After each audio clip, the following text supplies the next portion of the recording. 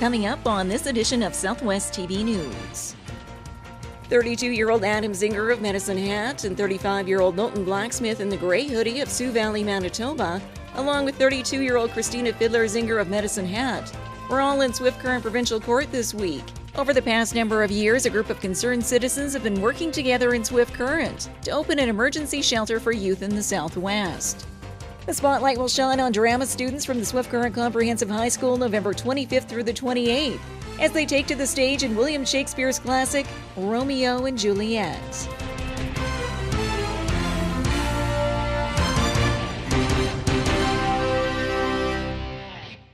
Thanks for joining us here today. Drug charges were at the top of the list on the Swift Current Provincial Court docket this week. We have more in today's top story. 32-year-old Adam Zinger of Medicine Hat and 35-year-old Milton Blacksmith in the Gray Hoodie of Sioux Valley, Manitoba, along with 32-year-old Christina Fiddler Zinger of Medicine Hat, were all in Swift Current Provincial Court this week, each facing numerous drug charges. Their appearances before the judge follow an arrest made on November the 10th, after local RCMP were alerted of individuals selling drugs in the 900 block of the Northeast Service Road in Swift Current. Police located and arrested the three suspects with drugs in their possession, and following a vehicle search, 1,000 pills were located inside, including hydromorph and methadone. All three accused face charges of possession for the purpose of trafficking, plus a number of counts of breach of recognizance and probation. And following consideration by Judge Carl Bazin, all three were remanded in custody until their next court appearance.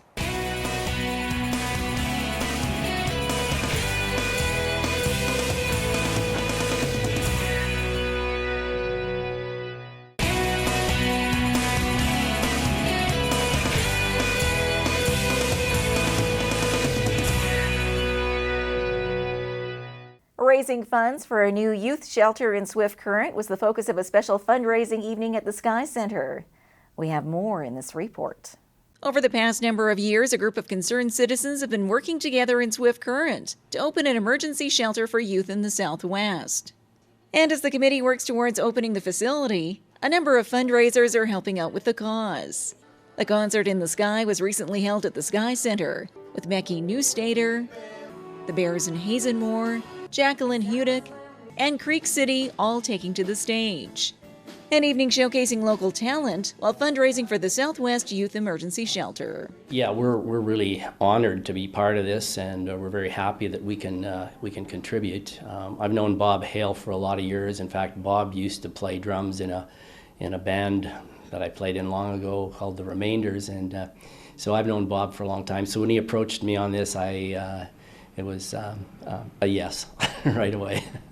A benefit concert which brings together a sense of camaraderie with these musicians, while bringing awareness to a situation many youth face on a daily basis.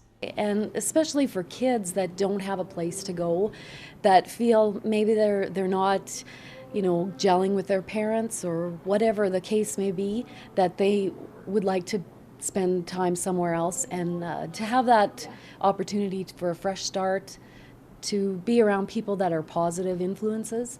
I think that's what this concert is about. It's about, promoting community. It's about promoting music, original music, and it's also about helping folks in our community that need it. A well-rounded evening of entertainment and fundraising, which will take the Southwest Youth Emergency Shelter Committee one step closer to reaching their goal, as the group continues to seek government funding for its operational costs. Well, the project continues to go well. We continue to have really great support from the community. We've got a lot of things in place to be up and running. We continue to speak to government about trying to get some commitment to funding there. We've been really happy with the support that we've had so far, and looking forward to a commitment from government, we hope, which we feel is kind of the final piece in the puzzle to get this thing really moving to the next step of getting a facility and opening our doors.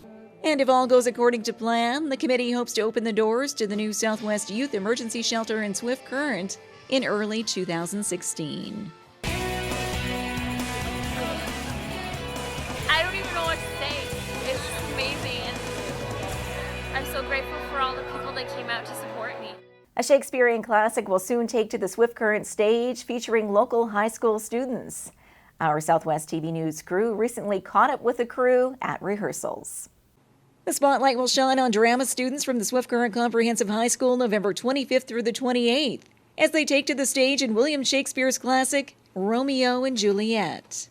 Leading up to opening night, rehearsals are now underway and the finishing touches are being put in place for this romantic classic with a twist.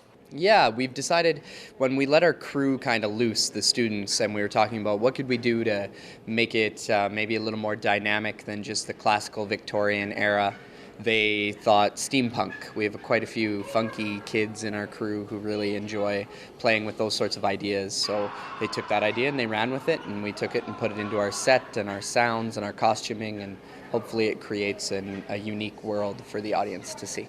The cast and crew is comprised of 60 students at the comp, showing off their dramatic and creative talents for this production, with the following actors taking on the lead roles. Playing Romeo, we have Sean Savoy, and he is a grade 11 student. He's a very talented young man. He was given the role kind of just by sheer force of personality. When he walked in, you knew, okay, there's our Romeo, that works out. And then we have two young women actually splitting the Juliet role. They're both in grade 10, so we have Danielle Baudouin-Kwan and Sierra Coles. They are our two Juliets, and they're both very talented young ladies, and they do a great job with Sean. A historic drama which Sean Savoy was eager to be a part of, while bringing his own personification of Romeo to the stage, with full aspirations of pursuing further training in the arts after high school. First got cast, I was like, oh, it's just a role. And then soon enough, all the English teachers flooded the classrooms I was in, asking me questions how I was going to take on Romeo. And then I realized, like, this is a legendary play, and it's really, a lot of pressure. Well, I kind of just want to make Romeo basically the way he was written as a teenager. And it's kind of amazing how even all those years ago when Shakespeare first wrote it, that teenagers haven't changed at all. So I hope that parents and kind of just adults realize that, try to better understand the way teenagers work and their admiration for other people. The Swift Current Comp's production of Romeo and Juliet shows nightly November 25th through the 28th, with a matinee set for the 28th as well. Tickets are available at PharmaSave or by calling the Comp High School.